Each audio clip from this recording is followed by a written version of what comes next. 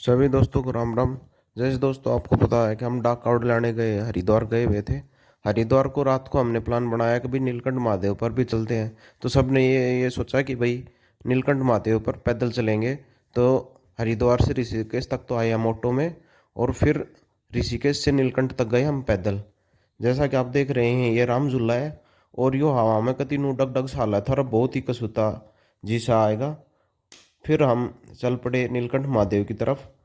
पहले तो हमने डुबकी सी लगाई गंगा में, और ये देखो बोर्ड लगा हुआ सामने नीलकंठ का। आधा ये वही लिख रखियो है ये नो आधा राम झूला टैक्सी स्टैंड में पैदल मार वो किनारा पाऊंगा बता जिसमें हम गाड़ी लेवर ऊपर गए।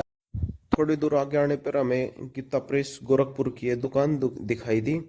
पर सुबह हमने यात्रा जल्दी शुरू की थी तो ये दुकान अभी बंद थी, क्योंकि हम सुबह 3 बजे के आसपास ऋषिकेश पहुंच गए थे।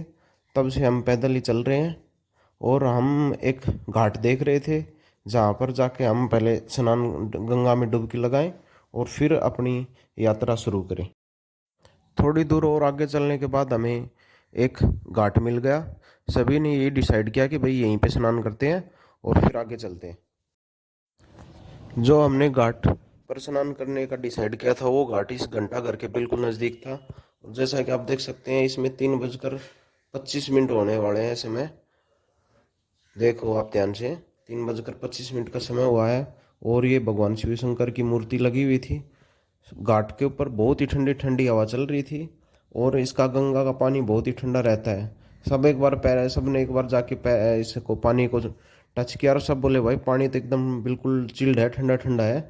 तो सब ने बारी बारी से डुबकी लगाई। हाँ ले ले ले ओ बोले पाम बोले ले बहुत बढ़िया बहुत अच्छे बोले।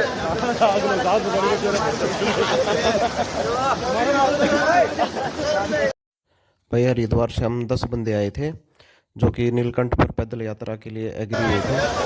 ये है कृष्ण डिलीवेट, डुबकी लगा के एकदम पति राजी सा हो रहा है। यो आएगा सुंदरपाल, यो बोला भाई मैं भी डुबकी लगाऊंगा। और गंगा का बहाव इतना तेज था कि बिना हाथ छोड़े कोई डुबकी नहीं लगा सकता था, क्योंकि बहुत ही तेज बहाव था। और इस बार बारिश भी ज़्यादा थी तो इसका पानी भी गंगा में बहुत ज़्यादा था, और बहाव बहुत तेज था। ये महेश बोला आया, महेश ने भी डुबकी लगाई। और भाई वो महेश तो एक नंबर का स्वादु आदमी है, क्योंकि ये पूरे रास्ते हमने साथ ले गया। यो अखिलेश आया फिर डुबकी लगान। अखिलेश बोला बोला भाई मैं तो नाक और कान दोनों बीच का फिर डुबकी लगाऊंगा। ये बहाव में देखो पीछे बहने को हो गया। यो फिर डरेगा बोला रहा इसमें तो बोला गंगा तो बहाव है। फिर इसने 2-4 और डुबकी लगाई। फिर ये बोले बोले भाई हमारी फोटो फाटो भी खींचो। ये प्रमोद बोला था, और ये राहुल था मोनिया। सब बोले भाई एकदम ही जी सा आएगा। और पीछे देखो भगवान भोले की मूर्ति है। फिर भाई मैंने भी अपना फ़ोन किसी दूसरे भाई को दिया, और मैं बोला भाई मैं भी गंगा में डुबकी लगाऊं हूँ। और भाई मैं भी चला गया इसमें डुबकी लगाने खातिर। या ओहो पानी बहुत ही एकदम जमा, एकदम ठंडा बिल्कुल, मतलब कि बर्फ़ में पिघलते हैं ना ऐसा ठंडा ठंडा पानी था।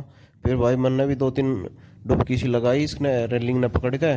और एकदम डुबकी लगाने के बाद एकदम मतलब कि कति जी सा आएगा, क्योंकि बहुत ही एकदम थकान हरारत नींद सब खुल जाती है, क्योंकि इसका पानी तो बहुत ही ज़्यादा ठंडा रहता है। और गंगा में स्नान करने के बाद फिर हमने पैदल यात्रा शुरू कर दी। सारे के सारे गिले हो गए थे, और प्रीतम ने एकदम थैली से उठा ली थी, इसमें सारे फ़ोन और पर्स वगैरह सब डाल लिए थे।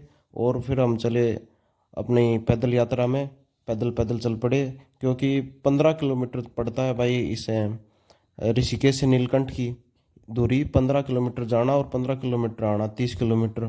फिर भाई हमने रास्ते में ये शिविर मिला जिसमें भगत बेचारे सोए हुए थे, और ये भोले हमारे हम पीछे पीछे एकदम आ रहे थे। फिर हम चल पड़े आगे की तरफ। सब ये देख रहे थे बोला भाई रास्ता कहाँ है, क्योंकि रात का टाइम था तो पहाड़ में शॉर्टकट रास्ता जाता है एकदम। 3-4 फुट की पगडंडी है देखो।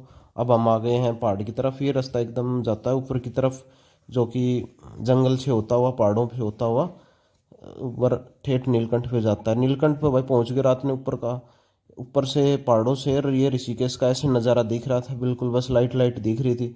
पता चल नहीं पा रहा था कि ये भाई क्या है। बाकी यही है कि रात को बहुत ही सुंदर दिख रहा था, ये पुल दिख रहा था। और ये देखो शहर एकदम लाइट में बिल्कुल जगमगा रहा था।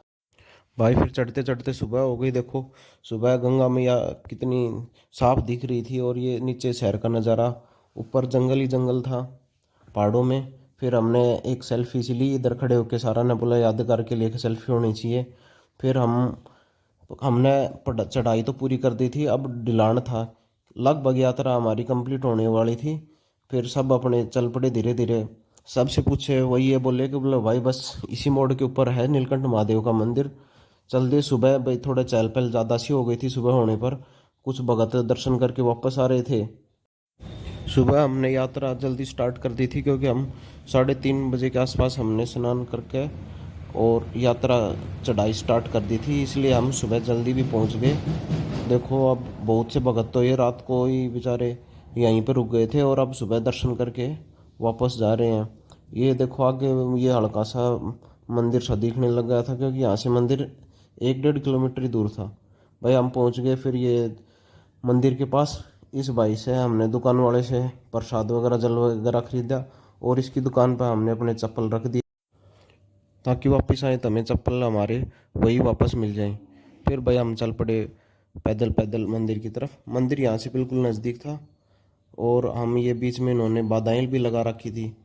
ये देखो इसका अब ये मेन मंदिर का ये बहुत से भक्तों ने भाई इधर अपना धागा बांध दिया था और मन्नत मांगते हैं, क्योंकि अधिकतर भगतगण यहीं से वो करते हैं। आगे मंदिर में भाई मोबाइल ले जाना बंद था। हमने दर्शन करके एक सेल्फी सी ली बाहर आके जल चढ़ा के। फिर हम वापस चल दिए वापस ऋषिकेश की नीलकंठ से। और वापस आ रहे थे तो भाई भीड़ बहुत ज़्यादा बढ़ने लग गई थी, क्योंकि दिन हो चुका था। अधिकतर भगतगण दिन में यहाँ पर आते हैं। हमने तो सुबह 3:30 बजे यात्रा शुरू कर दी थी। वापस आते टाइम बिल्कुल ये पूरा ये जो रास्ता था ये बिल्कुल खचाखच भर गया था, और बहुत ही ज़्यादा श्रद्धालु आ रहे थे।